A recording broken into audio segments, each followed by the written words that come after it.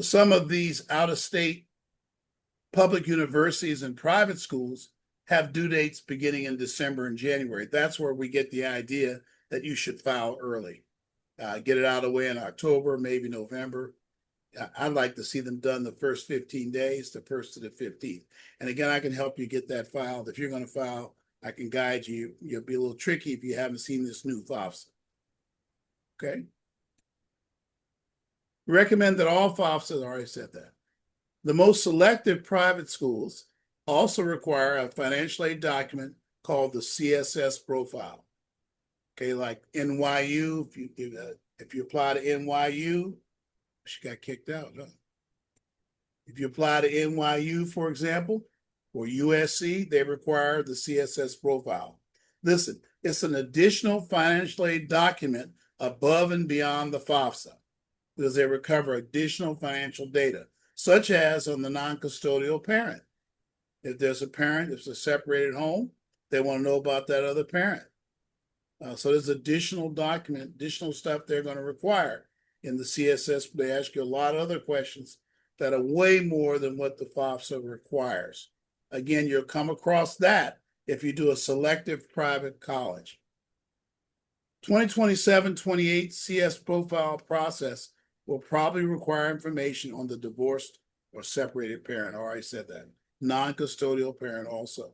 The FAFSA only requires information on one parent. Now, obviously, that's something you can consider. If you think you have a spouse, a former spouse that won't be cooperative, then you might want to make sure you have a lot of schools that don't require that data. I can help you with that too once we have our college readiness conference. The FAFSA is not wholly user-friendly. It's likely that you will make a mistake in your first time. Usually the mistake is not critical, but sometimes it is. Here's what you need to file the FAFSA. The FAFSA username and password for the youth and the parent. I mentioned that earlier. 2025 federal tax return will be helpful, but actually it's going to download it automatically. If you filed the return, then you don't need your tax return because it will upload automatically. But if you didn't file till late, you will need the return. It's going to ask you questions about what's on the return. You go to FAFSA. Does it matter if, excuse me, Deacon. Go right ahead. Yeah. Does it matter if which parent makes more money or not, and if they should be the one on there? So I think you left one little part out. Are they separated? Well, they were never married. Okay, well then same thing. So, but there's two parents. Okay, so either one could be the FAFSA parent, and the one that makes less should. Mm-hmm. The thing that happens so much is because of disunity and issues, the one who makes the less may not be cooperative. I hope that they are. No, that's not. And the one that's less that's not the case. One that's less cooperative needs to I want everybody to hear this though. The one that's less cooperative needs to understand that just because you're providing FAFSA information, you all can fight it out later who pays and how it's paid. The issue is the reporting of financially of income information. And you want your child to have the most money possible. That's why I asked that. Now remember, if they're only filing a FAFSA, it's only the custodial parent. Does everybody understand that? If we're just filing only a FAFSA, it's going to be only the custodial parent. There's not a need to find the other parent. Hope that's clear. Mistakes on the FAFSA also happen in the follow-up phase when colleges begin to ask questions and they make you nervous and you think you need to make a change. You'll try to make the change and you make a mistake. Get a hold of somebody like me or call the school back and really understand that change. Please, no youth should file their own FAFSA. I hope you see that. It's in red and underlined. And it gives me a chance to say it's something I've said every week, and I don't even mind that I've said it every week. Every year I see, because in California, the high schools are required to make sure the FAFSA is filed and even offer to file it for the student. You should ask for a waiver. You should not let the school ask for your tax and income information and to file the FAFSA for the student or with the student. You should do it yourself and get help from somebody like me or have somebody like me do it for you, okay? Don't send your financial data to school. And also there's some situations that come up which make your FAFSA different than many others. And you might get a person that doesn't understand the process. As a matter of fact, last year I saw that a lot of times. I saw people at school, a teacher who's in charge of it maybe, telling the students that they need both parents' information. They do not need both if they're separated. If they're separated or divorced or never married, it's not required. I hope that that's clear. But don't use the school. Don't let the school. If do not have a commercial service, do the FAFSA. I see they're starting online. They're charging $700, $800, $1,200 to file FAFSAs. Don't let that happen, okay?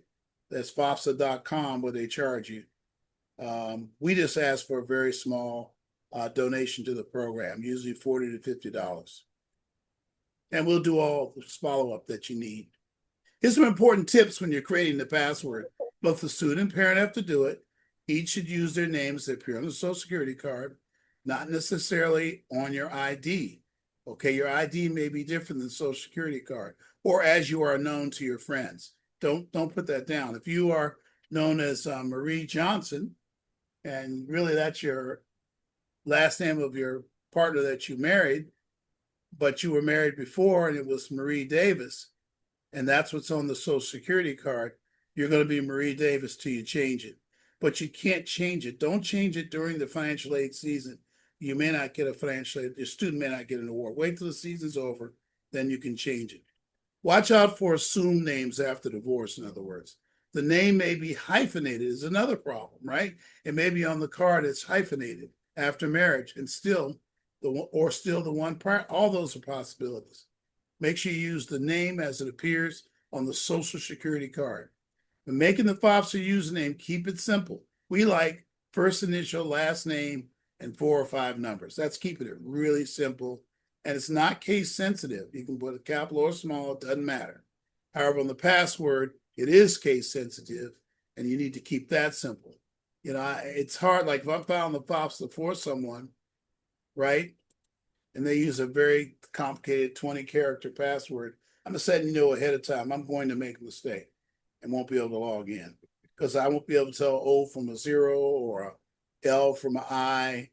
You know, just keep it really simple.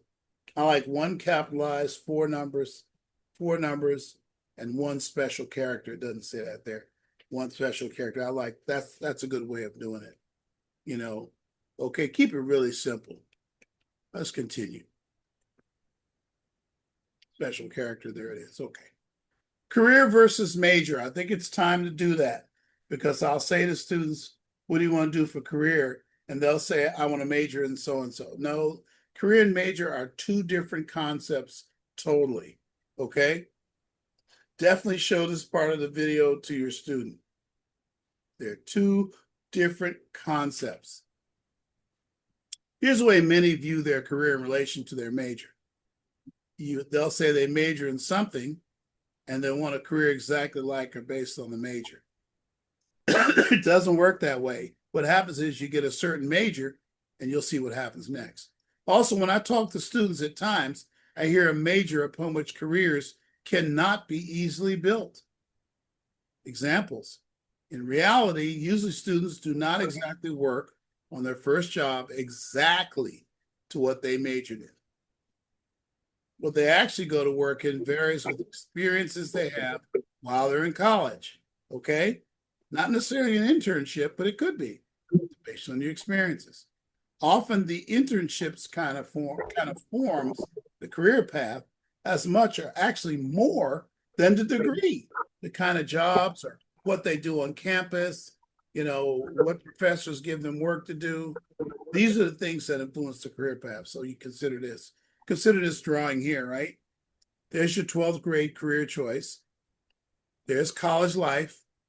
There's your initial career choice. But look at this. Market needs, things in the economy changing. Professors, you get with them, you start find out what you can do with your degree, right? Parent expectations, that's a big factor in determining what happens in college. School clubs and activities. Recent job experience, career mentors, certain classes get you thinking about a career.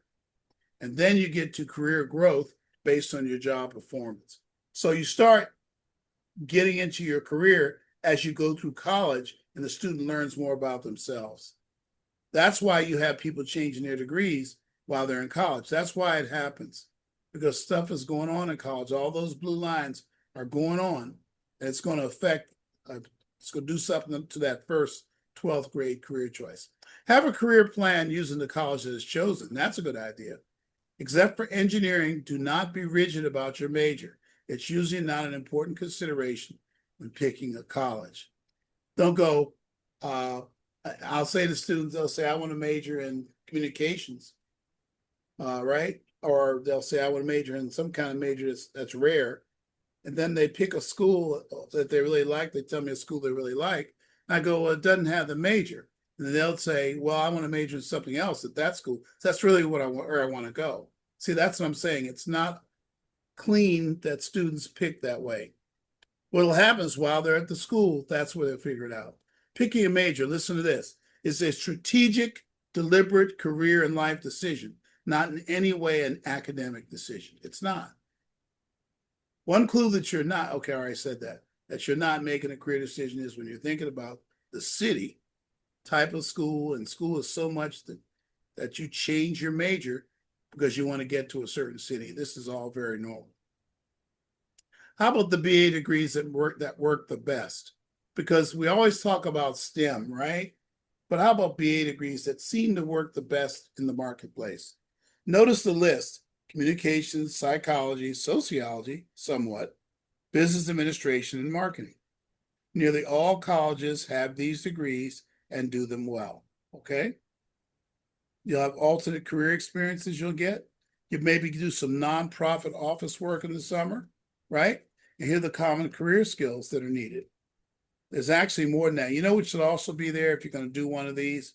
You really have to learn how to use AI in problem solving. I'm going to talk about that in a future meeting. Every student should learn how to use AI to solve problems and as a study partner. Okay, and I'll say more about this later. So that's another skill that could be listed here. Talking about BA degrees that work best. So here's some major to career job map example. This is right from my students the last 7 years, I would say. Here's what I've seen. Drug counseling, marriage and family counseling come from the BA in psychology and sociology. By the way, I'm not talking about social work, right? You get a BS in social work, you're going to work for the county or a county.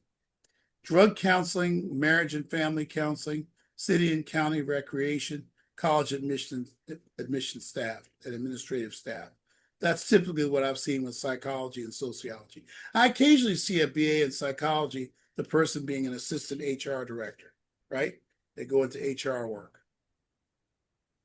Might even have this here. Okay, here's some other things to BA. The BA in psychology is a very flexible degree. Nonprofit office administrator. We're talking about the jobs that map from these degrees. Remember, I said career and major are different. Social media director, public relations, assistant communication director, assistant marketing director. Your first job will be an assistant. Then later on, you can become a marketing director, right? There it is, human resources and strategic planning. We see that from the BS in business marketing, BA in business marketing as well. The BA in communications, you can see that over there, right? And down here, from the BA in chemistry or biology, yep, you can get a Bachelor of Arts degree in chemistry, which means you're probably going to be a teacher or researcher, health science professional, a pharmacist, nursing or medical school you can go back to later, okay? I want to give you a sense of how BA degrees map into careers, okay? Again, any questions, let me know along the way. Here are the top STEM-based careers. There they are. There's some STEM ones that kind of don't fit the bill, but they are STEM. Come on now. I believe architect is one of those. I think it fits on this list. It's as a STEM-based career. But these also are very commonly listed ones, okay? How about some application delivery stuff? It's all a matter of these things. Grades, self-reports, meaning the student looking at the transcript writes their grades down. Essays, teacher recommendations, transcripts. Oh my God, How do we fit it all together? Well, let's take a look. UC first. UC, that's what you need to do a UC application. A grade self-report, and you have 4 essays or personal insight questions where you complete 4 of the 8. And notice there's no recommendation on a UC application. Okay, there's no recommendation for use. Now, they might ask for it later in the process, but it's not part of the application initially. Let's go on. CSU and most out-of-state public universities. Here it is. There's no essay. You do a self-report and you deliver the application. There is no essay on a CSU application. So if you have a counselor telling you have an essay on a CSU application, you just met an amateur, okay? How about private colleges? You're going to write essays, usually the Common App plus a supplemental essay. You're going to have teacher recommendations. And yes, you are going to deliver transcripts. Transcripts are not required on CSU and UC applications because you're doing a grade self-report. It just better be accurate because eventually you're going to provide a transcript that will support that if you decide to go to the school. So in the black, that's selective private college, and you can deliver the application once they get the transcripts. So you're going to provide transcripts with a selected private college. You're going to provide the transcript. A lot of counselors miss that. You got to stay on them about that. Now, the SAT is a dash line for sure because all selective private colleges, most of them do not even require the SAT. Well, not most. About half do not require the SAT. For example, George Washington University, they dropped the SAT in 2017. Okay? And you can still apply optionally to many schools, just have to have higher grades. So the SAT is dashed lines because it isn't always required. If you get any questions, put it in the chat. Just go ahead and talk to me and I'll answer you. Okay. Is George Washington, Mm-hmm. Deacon, sorry. Is George Washington University considered a private university or what is it considered? The one in DC? Very private. Very, very private. The only state school, quote, in DC is University District of Columbia. The rest of them are all private schools. Okay. Okay. If you're talking DC. Yes. So all of them, Howard, Georgetown, Catholic U, in DC we're talking about, they're all private colleges. American University, they're all private. So in Cal State, you have a grade self-report, you deliver the application. There's a CSU applicant student. Here's how we help. If we have a CSU student, we want to help do their CSU application. We'll have them fill out what we call an application data form. And there we are right there. We'll help the student with the self-report. Usually we just do it for them, and then we teach the student how to follow up in their portals, how to set up their portals, because the school's going to be communicating with them if they need anything else. That's how we help with this process, okay? It's about $45 donation. We can follow it all the way through, and including with the first 20 or so students, we can get you fee waivers, personal judgment of organization. Fee waivers, they give us a code for about 20 every year, and they are $70 each, so we'll save you $280 if we do the CSU application for you. Remember, the CSU application, we'll say more about it, is not going to be available until October 1st. Okay, how about UC and selective private colleges, right? I know we looked at it all together last time, but this is a good summary of where we help. We'll do delivery oversight. We'll do SAT prep. Everywhere you see our logo, that's what we help. We'll do essay support. Just had a UC session yesterday. I'll have another one later. So you can see there are the areas that we can help support the UC and selective. SPC means selective private college. Okay. Well, yeah, the self-report over there will help with too. So here's some other process requirements. You see essays, transcripts, teacher recommendation going down the left. UC requires 4 essays, no transcript, no teacher recommendations. Yes, a grade self-report. And yes, it's a research-based institution, which means they're not going to have a lot of majors. They're research-based and very selective. CSU, no essay needed, no transcript needed, no teacher recommendation. Yes, self-report, and no, they're not research institutions. Common App, you could have one essay plus a supplemental essay at times. I think it's about half the schools have essays, but all of them have extra data they ask for. Transcripts, yes, they need a transcript. Teacher recommendations, yes, one or two. So that they're very different, private schools, right? The grade self-report, no, that's very seldom. I think in the Common App, they ask you what you take in your senior year. Research institutions, some of them are, some of them aren't, right? Some are kind of a combination. It's kind of hard to say. Okay? So here are the types of schools as we see it: out-of-state public universities, California state universities, early action private college and Protestant Christian colleges, universities of California, and your regular period private colleges. So the out-of-state public universities start delivering September 15th, and we'll help you make that. Typically, they don't require essays either. California state universities should be 22, not 23. I missed this when I changed the other chart. There's 22 Cal States. There's no more CSU Maritime. It's part of Cal Poly Pomona, Cal Poly San Luis Obispo. Early action privates are the 1st to 15th of November. You know, the CSU is the 1st to 31st of October, but they'll stay open longer than that. You know, I just like to get everything out of the way up front on CSUs, because the quicker you apply, the quicker you learn that you're admitted. University of California, it's the 1st to the 30th of November, but you can do the essay now. You start your essay now. You deliver the application the 1st to the 30th of November. Regular period private colleges, the 1st to 31st. And many of them are due in January and February 1st, but I think you should get all your applications done this year, preferably before Christmas. That's why you want to start on your essays now, okay? Here's your essay development on these three here. That's where your essays are. Early action private, UCs, and regular period private. And we do one-on-one and small group support of essay development. We did a session the other day, yesterday, like that. Then application delivery support, we do that also. Here are the colleges that we believe are the best buys that we're aware of. Buys is in quotes because it depends on what you're comparing it to, and I'll help you with that. Boise State University, there's a West A scholarship that they award that makes the school cheaper than a CSU if your GPA is 3.2 or above. It's an excellent out-of-town university. It's a very stable campus. And yes, the football field is blue. And no, they don't hang people in Idaho. Okay? It's not true. My daughter went there.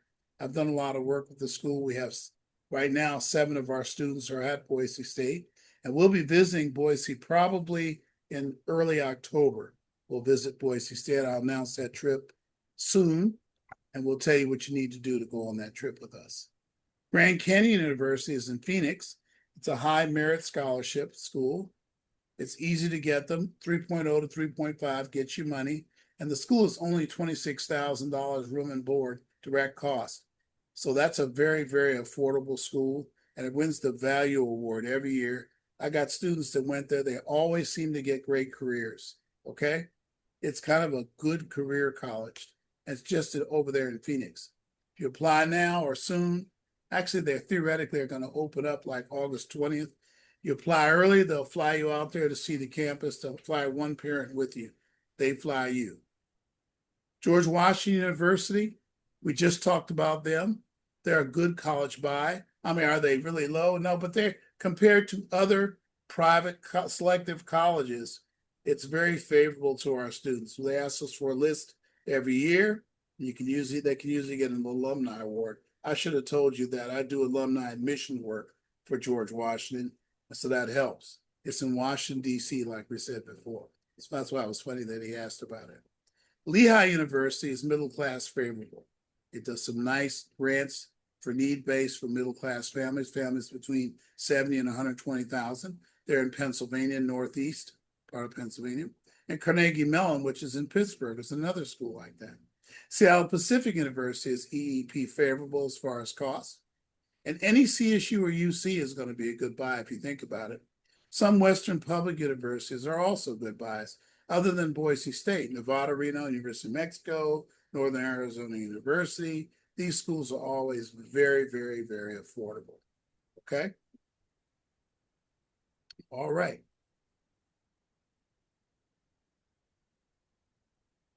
Here's some alternate life development models. You can go to two-year college for 1 or 2 years, then to four-year college. We like El Camino with Project Success. Used to be called that, now it's called something else. Trade Tech College, LA City College, and Long Beach City College. Those are our favorite ones. Great, they have great transfer programs and matriculation agreements with colleges. El Camino has a very good one with HBCU. Great for parallel career training while progressing to a four-year degree. Okay, you can get career training while you're getting your college prep work.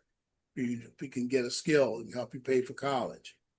Okay, let's talk about the CSU process. I've been doing pieces of this, but I haven't done it all in one place. So here we go.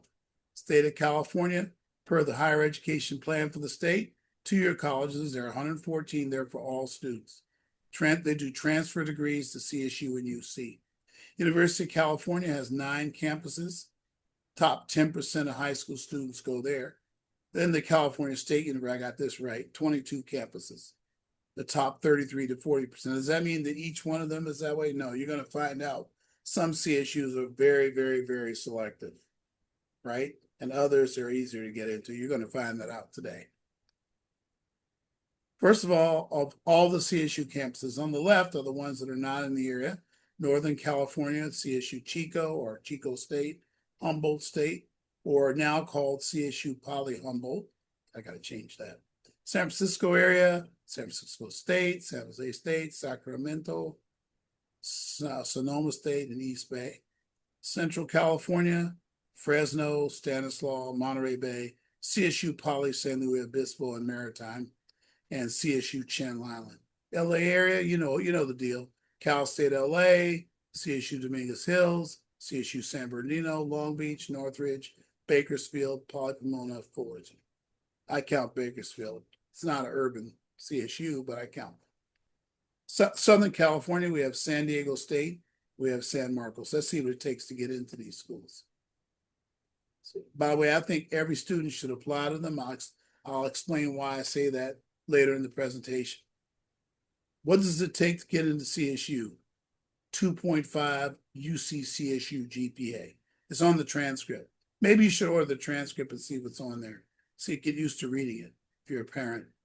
Minimum are non-impacted CSUs. So we'll talk about that in a minute. Test scores are not required or accepted for CSU or UC, by the way. Remember, it's only A through G subjects. We'll talk about that. How is it computed? We'll talk about that too, but it's going to be 3 years of high school they're going to look at for the GPA when you apply. On the transcript, it's called one of the following. Either it says academic GPA, university GPA, or UC CSU GPA, or some that doesn't say any of those. It just says weighted GPA. These are all basically the same, and it is the GPA you're looking at to determine the admissibility for CSU. On the application, listen to this. Classes that are in progress and planned need to be reported on the application. Of course, we know that, and that's why we're looking at your transcript. We're putting classes you're in progress, we'll say in progress, planned, etc. What about automatic admission at CSU? Maybe you've heard about this. Each high school is in a CSU area. You have to understand that. Your high school has an area, a CSU. Your high school is in a specific CSU's area, okay? Like I know if students go to Culver City, their area CSU is Northridge, right? Anything west of La Cienega is Northridge. If students are in Hawthorne or Gardena, their CSU is going to be CSU Dominguez Hills. If they live in Long Beach, it's CSU Long Beach. By the way, if they live in Bellflower or Lakewood, it also is Long Beach. I think Cerritos too, some parts of Cerritos, okay? But each CSU has a certain area. Most kids that are in LAUSD in central LA are going to be Cal State LA, right? Public school students will have automatic admission to their local CSU if the student has a GPA of 2.5. Sometimes they want higher, but not much. Public schools have provided your 3-year information to CSU already. EEP, I'm uncertain how you will find out about your mission, but it'll probably come to you through the school. We all are kind of confused on how they're going to tell you. I guess if you log in on that website they provide, you can tell too. So I'm sure we'll get more information on that. They haven't been very clear so far. The following CSUs will not automatically admit, okay? And you will need to apply as normal. San Diego State, Long Beach, Fullerton, Fresno State, San Jose State, Sacramento State, and the CSU San Marcos. You have to apply as normal to get to those campuses. And those are typically the most popular campuses. The following CSUs, maybe more, will probably automatically admit students outside of their area. You know, we know the area school will, right?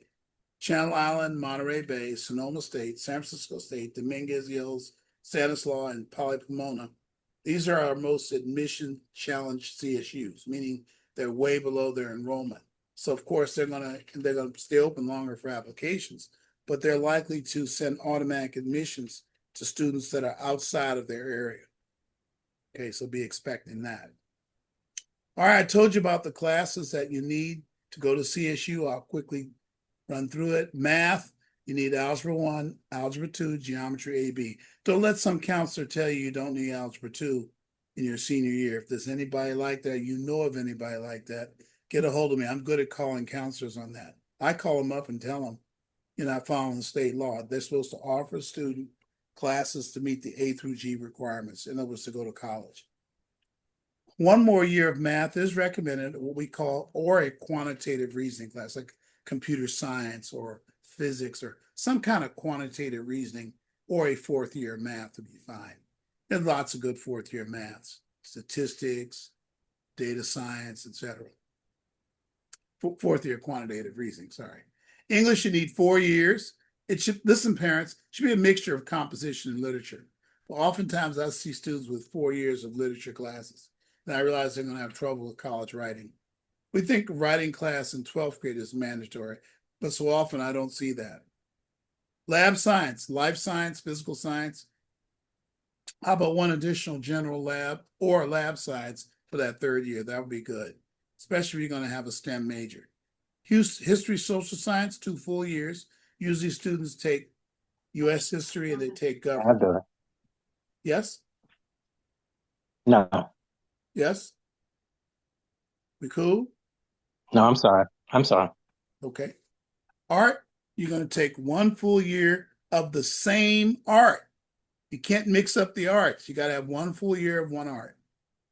Elective, you can take 2 semesters of electives, which is additional subject classes or just another elective class that doesn't fit these. 6 semesters is recommended, okay? So if you take an additional foreign language class, you take 3, that would be an elective. If you take an additional math class for that 4th year, that could be an elective, but you have to have 2 semesters of an elective to go to CSU. All right, here we go. Course validation. So many counselors get this wrong, so that's why I cover it every year. To be CSU eligible, you must get a C or above in each of these courses I just described to you. So if it's 2-semester course, you got to get a C or above in both. Okay? And it's self-reported on the CSU application. But now, when a student gets a D or F, either the subject must be validated by future coursework in another course, or made up in summer school, quote, or some kind of way, or an approved online program like byu.edu, for example. So D's and F's have to be made up. So when you get to doing your application, if you're making up the D, you have to put yourself in work to make up that D, or they won't consider your application. Now, what does validation mean? It means that success, A, B, or C, in a future sequence semester of the course, whether it's a D or F, validates or removes the D or F.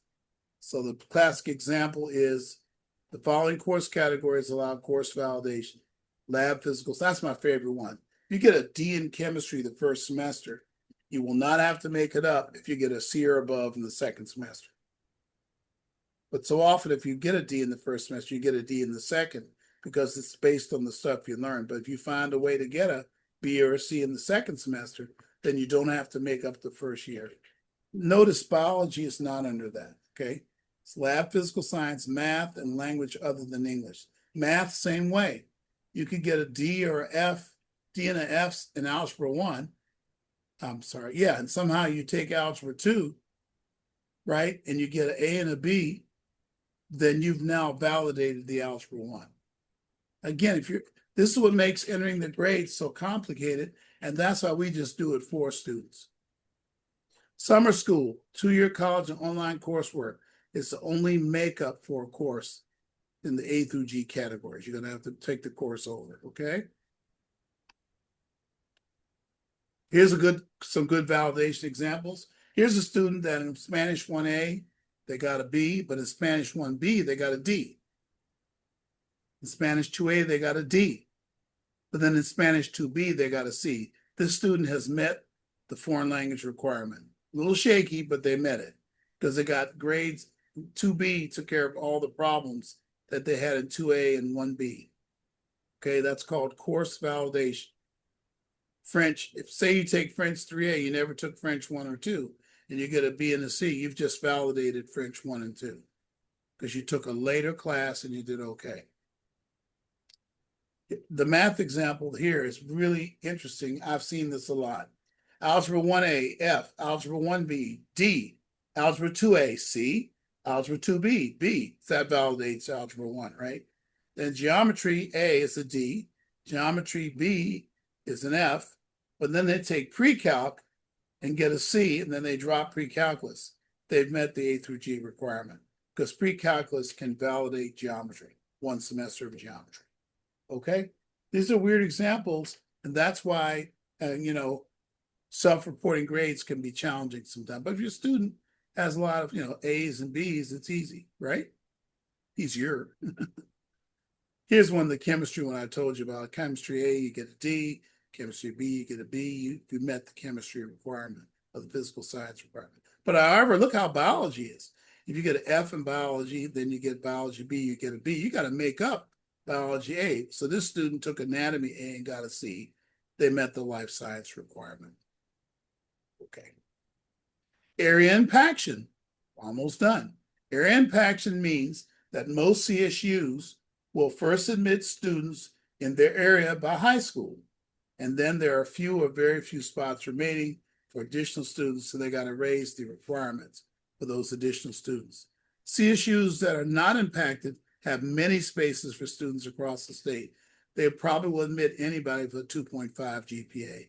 Bakersfield, Dominguez Hills, Channel Islands, Stanislaus, San Francisco State, which has limited high-priced housing, limited and high-priced housing. So I don't recommend, as a father, I don't recommend San Francisco State for anybody, actually, because of those reasons. CSUs that will probably admit students if they have the minimum GPA. There they are: Sacramento, San Bernardino, Poly Pomona, Monterey Bay, Channel Islands, Sonoma State, San Francisco State, Chico State. These will all admit students that are the minimum GPA. However, you got these schools where no, you're going to need a little more, especially San Diego State. You need to be above 3.6. CSU Poly San Luis Obispo, very difficult to get. You need to be close to 4.0 to get in there. Long Beach, Fullerton, Northridge, San Jose State, you're going to be 3.0 to 3.6. I should have put 4.0 for San Luis Obispo, 3.9 or above, certainly. Okay, so some CSUs are harder to get into than some UCs. I bet you didn't know that. Remember, if your high school in your area of any of these schools, then the admissions GPA will be 2.5. The exception is Long Beach. They seem to be requiring Long Beach high school students to be 2.8. Okay, that's because the limited amount of seats. There's only the one school serving Long Beach area. Here's some other oddities of impaction. Poly Pomona impacts by majors. So certain majors, it's harder to get in Poly Pomona than certain other ones. CSUN, same way, they impact by major. Even its area students, they do that too. There are certain majors that it's harder to get into there. TV, video production, business, athletic, physical training, and music, but it's only those majors, right? Make it hard to get into. All CSUs impact pre-nursing in some way, and then nursing itself later on. CSU SLO is the most difficult to admit public university in the nation. Every year they get that honor, okay? It's a very difficult to admit school. How to beat impaction, have high enough grades. How about that? You take a couple of honors classes, that'll be fine. Know which CSUs are impacted for which majors. You can Google impaction at and list the major. It will tell you whether they're impacted for a major. I told you the schools that do it the most, but you can find out the details there. Know which CSUs have which majors. You can go there and look at that. You can just Google it too. Also apply to your high school's local CSU. Always do that. If you're sitting there at 2.8, 2.7, you make sure you apply to your local one so you know you're getting in somewhere. Understand completely the difference between career and major. We've already done that. Or you can just ask me how you like that. That's how you beat impaction. Why CSU? Students are accepted with GPAs of 2.5 or above. That's one good reason why you accept them. 11 to 15% of the cost. It's 11 to 15% of the cost of many selected private colleges. Consider this. Going to CSU Long Beach, which is a great school, it's going to cost about $6,000 per year in tuition. The tuition at USC is 13 times that, about $77,000. Does that mean that USC is 13 times better than CSU Long Beach, which is one of the top 10 state universities in the country? No, it doesn't mean that at all. Understand, private schools are going to charge way more. So this is another reason why you should have some CSUs on your list in case you run into affordability issues. There's nothing out of pocket for a local CSU. If you're going to local CSU, it's very little. There'll be very little out of pocket. You'll get a student direct loan, which will have a very low monthly payment when you leave school, and you'll be able to go to campus with no problem. It's more ethnically diverse CSUs, more majors than any other schools. How about that? Students many times say they want to stay close to home. Well, there's so many CSUs you can. There are many types and sizes of CSUs, large, medium, small, and they're in various settings, okay? They're found in various places, okay? The application period is the 1st to the 20th. There's the website. Or just Google CSU Apply. I'll probably put something out about that when we get closer. The grades are self-reported using the transcript. No essay required. No teacher recommendation required. Transcripts are not required unless specifically requested. I'm making sure you know that. SAT, AC scores, they're not required anymore. I don't know why I haven't removed that bullet. It is not required. They're not required anymore. Common reasons for non-enrollment. Oh, this is important.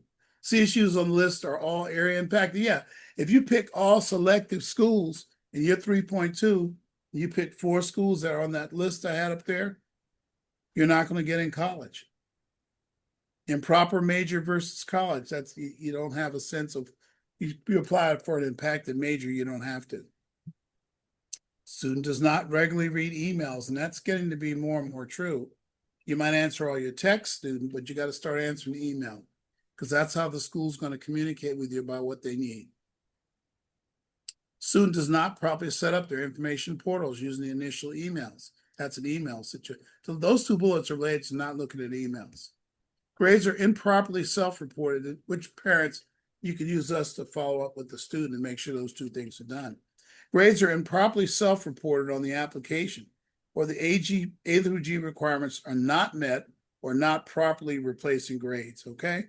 Remember we talked about, validation and all that. Here are the positives. Students with GPAs of 2.5 to 2.8 can definitely make it into CSU. Low PSAT GPA students should focus only on GPA because they're not requiring the SAT. If parents are willing to take on larger debt than CSU, well then, yeah, you need the SAT then. If you're just willing to take on some of the debt, you can do that. Then you need the SAT. You won't need it if you're only applying to CSUs and UC, you don't need the SAT. What will CSU cost? About $1,500 to $2,000 if you're local. That's all. About $100 a month. So these are the local CSUs, Long Beach, Dominguez, you know the program. There's a little driving at Pomona, and there's a lot of non-sustainable driving in Fullerton. and the same thing with Northridge, but these are the local CSUs. You're not going to stand if you're going to commute. Families that make 45,000 or less, it's going to be 3,000 to 5,000 for 1 year. It includes room and board, tuition and fees. It's called direct cost. Of course, when you start getting the higher income, they expect you to pay a little more for 1 year. Okay. And remember, the student will have a direct loan to pick up some of this. And here's where it gets to be 19 to 23 when you're above 56,000 for CSU. Here's the highest cost CSUs: San Diego, you guessed it, San Diego State, San Jose State, San Francisco State, Poly San Luis Obispo, the ones that are the most selective cost the most, right? Okay.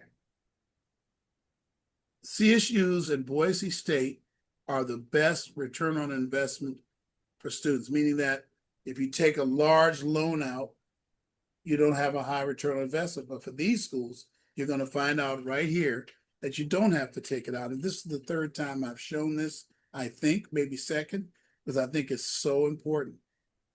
It'll just take me a minute to go through it. Here's an example of college costs. An example I'm using is USC, right?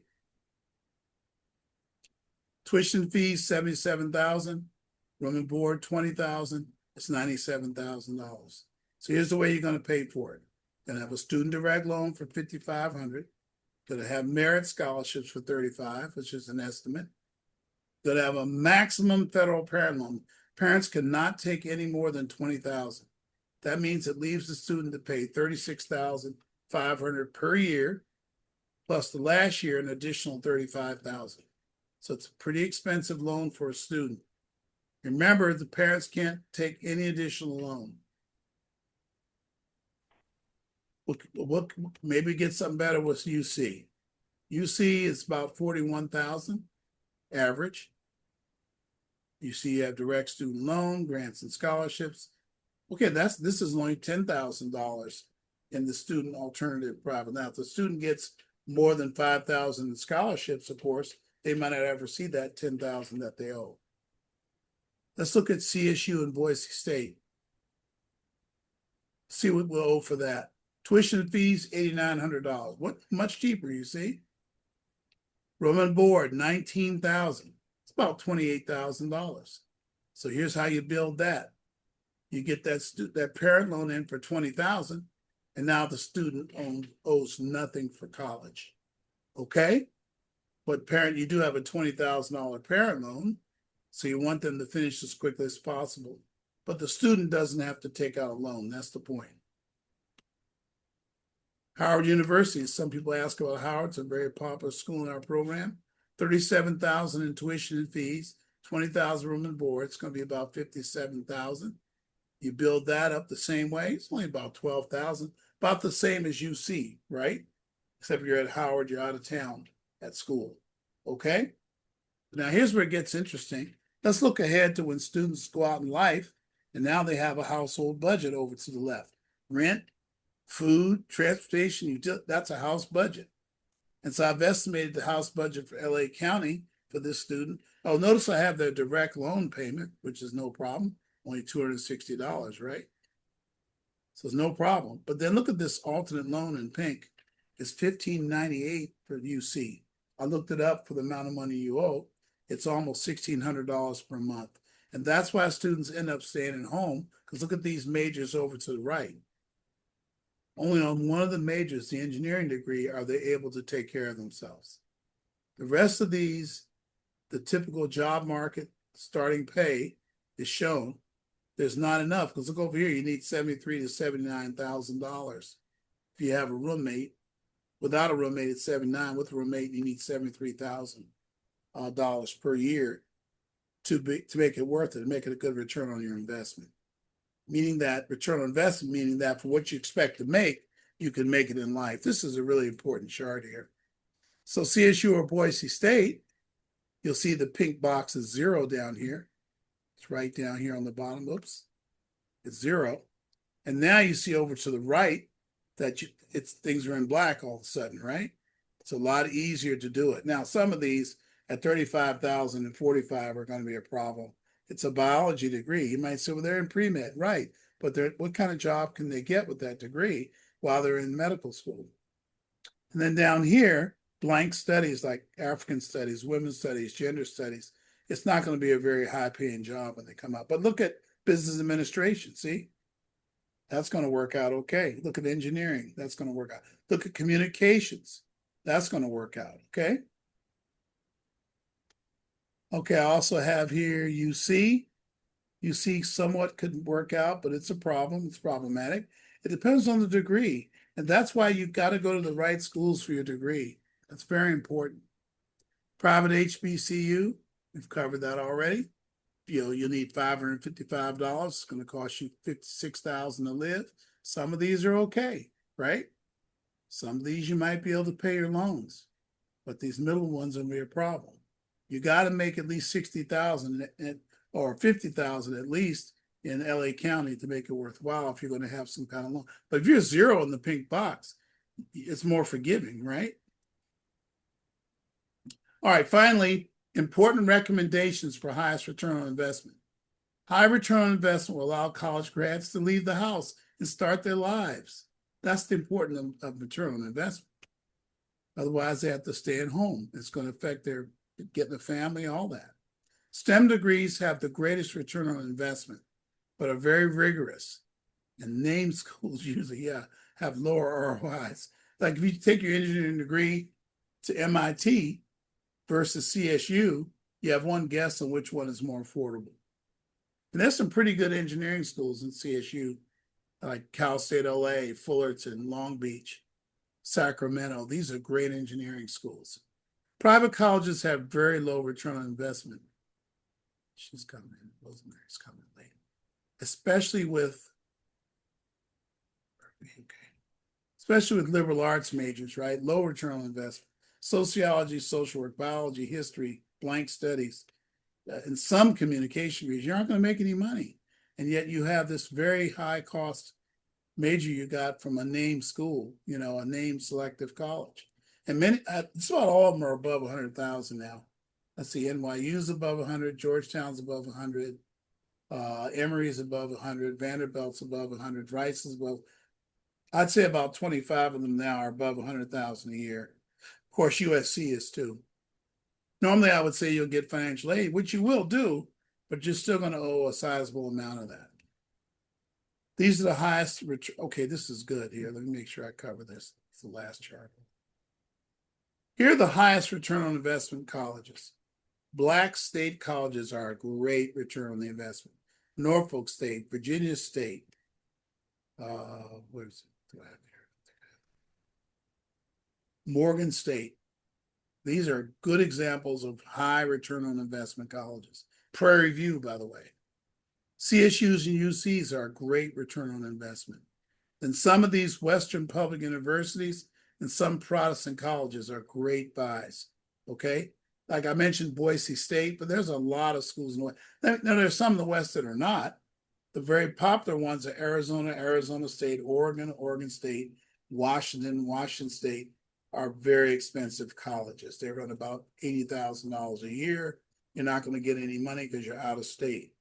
But schools like Boise State, it's going to be a good deal. Schools like Nevada, Reno, it's going to be a good deal. Somebody said, oh, I don't want to go to those. Well, that's what it takes to get it affordable. And you should probably keep an open mind about schools. Don't believe the media so much. Check things out for yourself, okay? You can contact us right here. You've got a copy of the presentation. You got my cell number, my email address. And how do you get started? You can send me your the student's 3-year transcript and their test scores, a draft college list, and you can request forms. You don't want me to help with the application, just want us to do the FAFSA, then you're going to request a FAFSA data form. That's fine. You can email us or you can call me, you can text me. Those are ways you can get a hold of me at this time. Stop the sharing. Okay, I'll stop here and take any questions that we might have. If we do.